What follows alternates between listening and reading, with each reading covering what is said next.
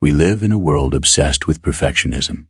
We filter our photos, we hide our mistakes, and we carry a deep, quiet shame for the parts of ourselves that feel broken. We believe that to be valuable, we must be flawless, a smooth, uncracked vessel capable of carrying everything without spilling a drop. But what if the very thing you hate about yourself is actually the gift the world has been waiting for? What if your leak is the only reason something beautiful is growing in your path?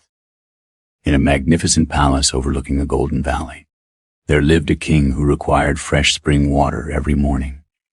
The task of fetching this water belonged to a humble water bearer. Every day, the man would hike to the distant spring, fill 2 large ceramic jars, and carry them on a pole across his shoulders back to the king's table.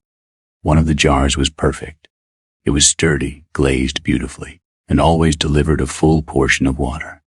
The other jar, however, had a deep crack running down its side. By the time the water bearer completed the long walk from the spring to the palace, the cracked jar was only half full.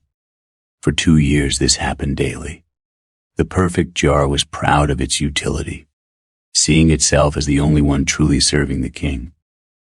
But the cracked jar was miserable. It felt like a failure, a burden that could never fulfill its purpose.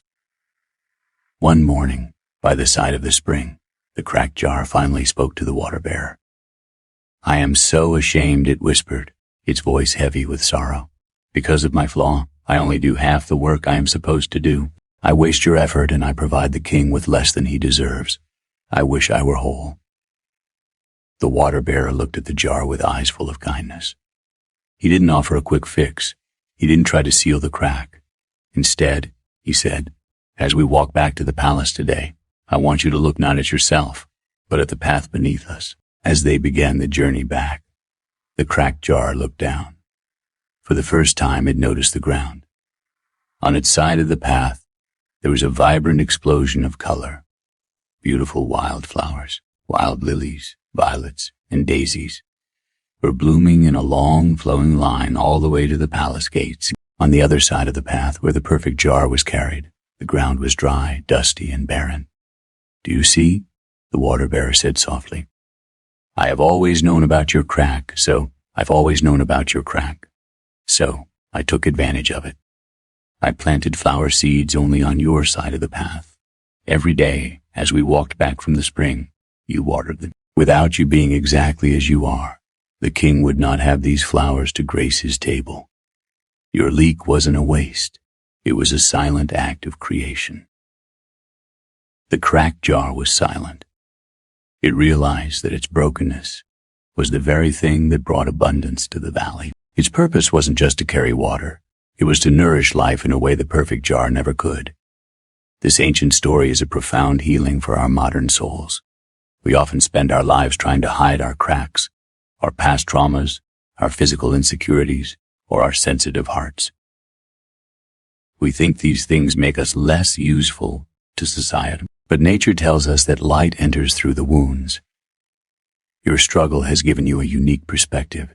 Your sensitivity has made you a source of comfort for others.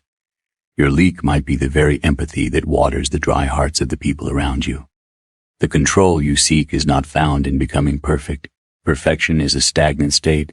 It has no room for growth. True control is the ability to align your flaws with a greater purpose. It is the realization that you don't need to be fixed to be valuable. You only need to be placed on the right path. In the philosophy of Zen, there is a concept called wabi-sabi, finding beauty in the imperfect and the weather. It teaches us that a cracked bowl repaired with gold is more beautiful and valuable than a new one, because its history is visible. Your scars are your history. They are the map of where you have been and the proof that you have survived.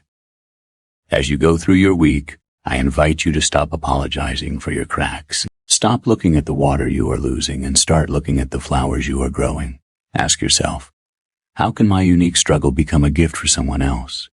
When you embrace your imperfection, you stop being a victim of your flaws and start being the architect of your own landscape. You will find that you are not a broken version of someone else, but a masterpiece of your own.